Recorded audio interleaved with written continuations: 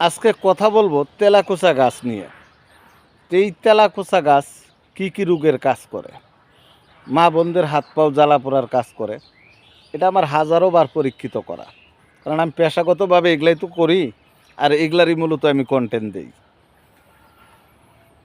আর খুবই গুরুত্বপূর্ণ একটা ফর্মুলার কথা বলি। আমি একবার এক ভিডিওতে দেখাইছিলাম, এরকম মোটা তেলাকুচা গাছ সংগ্রহ করতে হবে। চিকন হলে হবে না, গাছটা এরকম মোটা হইতে হবে। আমি যেরকমভাবে সংগ্রহ করছি ঠিক আপনারাও এইভাবে সংগ্রহ করবেন। যাদের ডায়াবেটিসটা কিছুতেই নিয়ন্ত্রণে আসে না, মাথা প্রচুর পরিমাণ গরম থাকে, কথা বলার ভাষা চড়া ভাষা থাকে, মোটা তেলাকুচা গাছের নিচের শিকড় আলুর মতো হয়, নিচের শিকড় আলুর মতো হয়, অনেক জায়গার মধ্যে আলু হয়, বাত্তি গাছ হলে আলু হবে মোটা হলে।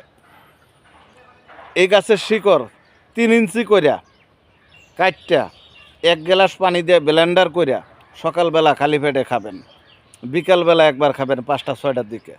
1 সপ্তাহ খাইয়ে ডায়াবেটিস চেক করবেন কতটুকু কাজ হয়।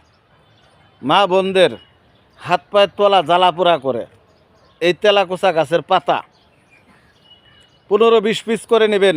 একটা কাটা খুঁড়া গাছের শিকড় নেবেন, সাদা সেরাবেরও 100 কাজ করবে, পরীক্ষা করবেন।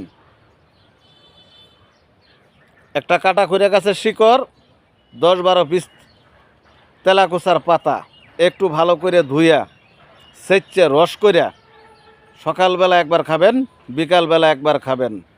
এই তেলাকুচা গাছের পাতা ভালো করে ধুইয়া মাথা জ্বালাফোড়া করে যে ঘুম হয় না রাত্রে, বায়ু চড়া, এর 30-40 পিস পাতা, 100 গ্রাম নারকেল তেল,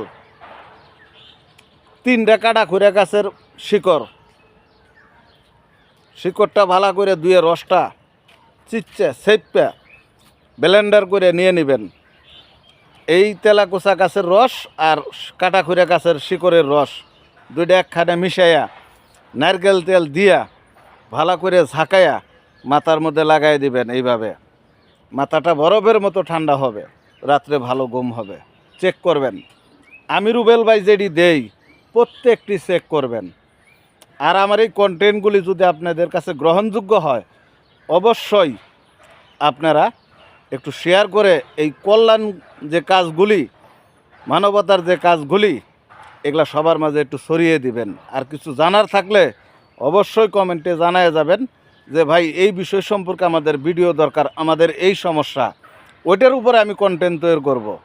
আজকে এখানেই রাখলাম। সবাই ভালো থাকেন, সকলের সুস্থতা কামনা করি। আল্লাহ হাফেজ।